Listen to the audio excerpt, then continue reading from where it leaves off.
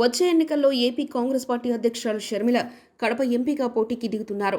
April 2వ తారీఖు మంగళవారం ఏపీ కాంగ్రెస్ అభ్యర్థుల జాబితా విడుదలైంది. ఈ క్రమంలో కడప లోక్సభ స్థానం నుంచి షర్మిల పోటీకి దిగడం సంచలనంగా మారింది. పరిస్థితి ఇలా ఉండగా షర్మిల పొలిటికల్ కెరియర్లో ఇది అతిపెద్ద అట్టర్ ఫ్లాప్ నిర్ణయమని చాలామంది అంటున్నారు. కడప ఎంపీ స్థానం నుంచి పోటీ చేయడం రాజకీయ అంతాన్ని కోరి తెచ్చుకోవడమే అని చెప్తున్నారు. రాజకీయంగా షర్మిల తీసుకున్న అనేక నిర్ణయాలు వైఎస్ మద్దతుదారులకు చిరాకు పుట్టించిన సంగతి తెలిసిందే.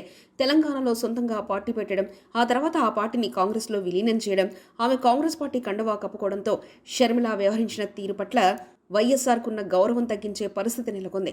మరీ ముఖ్యంగా అన్న వైఎస్ జగన్ని రాజకీయంగా ఇబ్బందులకు నిత్యం గురి చేసే అరాచక శక్తులతో షర్మిల చేతులు కలపడం వైఎస్ ఫ్యామిలీని అభిమానించే వారికి అసహనం కలిగించింది.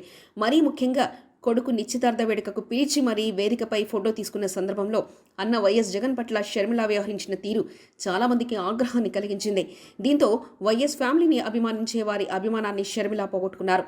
ఇదిలా ఉంటే 2024 ఎన్నికల్లో కడప నుంచి షర్మిల ఎంపీగా పోటీ చేయడానికి రెడీ అవ్వడం అతిపెద్ద తప్పు అని అంటున్నారు.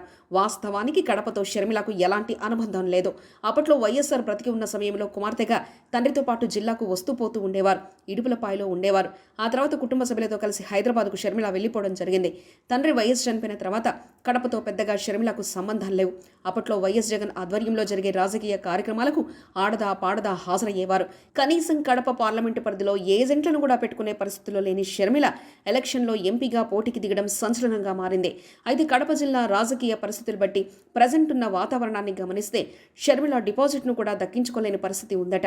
ఎన్నికల్లో ఓడిపోయే క్యాండిడేట్కు ఏ ఒక్క ఓటరు సాహసించి ఓటు వేసే ప్రసక్తి లేదు. పైగా కాంగ్రెస్ పార్టీ ఆంధ్రప్రదేశ్ రాష్ట్రాన్ని చాలా దారుణంగా విభజించింది. ఆ పార్టీ అధ్యక్షురాలు షర్మిల ఎన్నికల్లో పోటీ చేయడం అతిపెద్ద తప్పు అని మేధావులు అంటున్నారు.